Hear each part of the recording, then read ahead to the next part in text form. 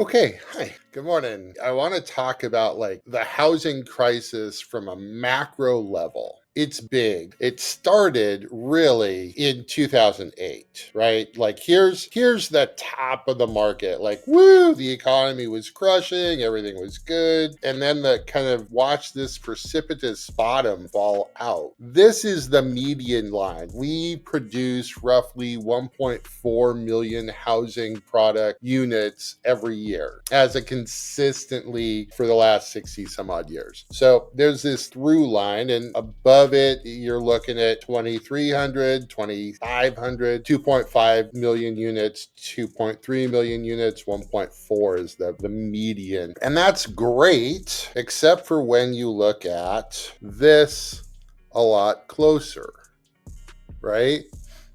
2008, 2009, the bottom basically fell out of the world. And we have not gotten even to the median number we did for just a smidgen of a minute after COVID, but we have not been able to. This is when the Fed starts messing with rates. The bottom fell out yet again. Side note, I love what the Fed is doing. I think what they're doing is the right decision. It's just making it more difficult to solve the housing crisis. But on a macro level, I think what they're doing is good. So here you've got close to 500,000 units is kind of the lowest that the economy has ever made, 500,000 housing units in a year. For perspective, Portland right now has about 3,700 housing units being built in 2024. Each city has their own number, but it's a small number. And we've never been able to get back to normal. So this brings back to consideration like the 5 issues that are causing the housing affordability crisis. And let's say 2010 moving forward, at the peak, depending upon which report you're reading, we were about 7 to 9 million homes short. That number is slowly getting better, and we're getting closer to about 3.5 million units short. So the number is getting better. It's still not good, but it's getting better. I wanted to share this chart.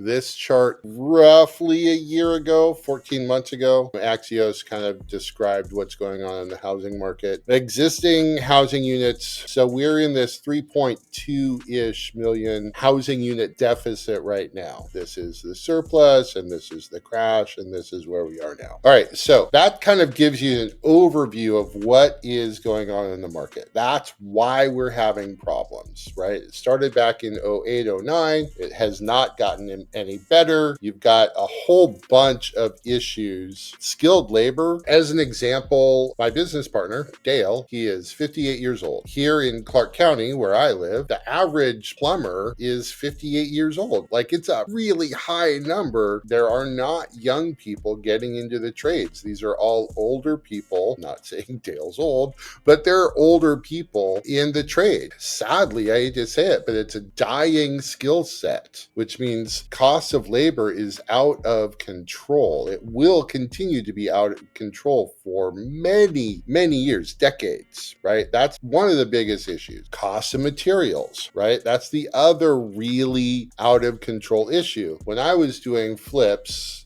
fix and flips back in 05, 06, 07, we would spend $15,000, $25,000 on a renovation. We're now doing the same renovation level for $60,000 and $70,000 a door. Costs of materials have gone up 2.5 times in the last 15 years. That's another really important consideration. And then really middle of the road is political will. This brings everything together. And honestly, I just don't think there is political will to solve this problem. Talking to the mayor of Portland, yes, I see that there's some improvement, or at least some desire.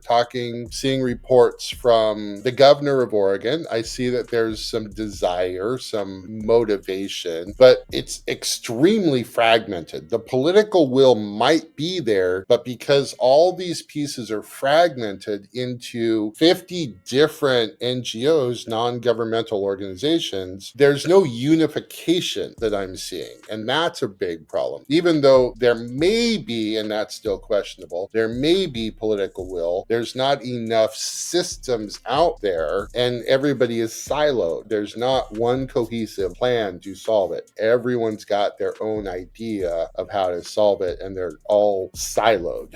So regulatory hurdles and land use. So these are important, but they're not as big a drivers. Yes, they are. They're like land use. If you've got like what they're doing in San Diego is brilliant. They've got this whole idea of backyard apartments. If you got 4,000 square feet in your backyard, you can put up 3 stories tall apartments. Land cost is one of those biggest issues. Well, we in the Pacific Northwest, we're land constrained, but we have huge yards and huge ability to start putting in these backyard apartments. We're just not doing it. So regulatory land use issue. And obviously, I mean, the statistic I just read the other day, National Home Builders Association, like 40% of the cost of building new goes to regulatory hurdles. Guys, if you want affordable housing, you can't tax the developers to death. Like, that's just math. So if you want to solve the problem, the regulatory issues have got to get resolved. Okay, so that's kind of it. I don't want to go too far on it. So I guess where I'm going is condo fund. I truly believe we have solved the housing affordability crisis and the down payment dilemma. We'll talk about all of those a little bit more, but I wanted to give you kind of just a thumbnail sketch of what we're doing, how we're doing it, and why we are doing it. Hope this was helpful. Thank you. Bye-bye.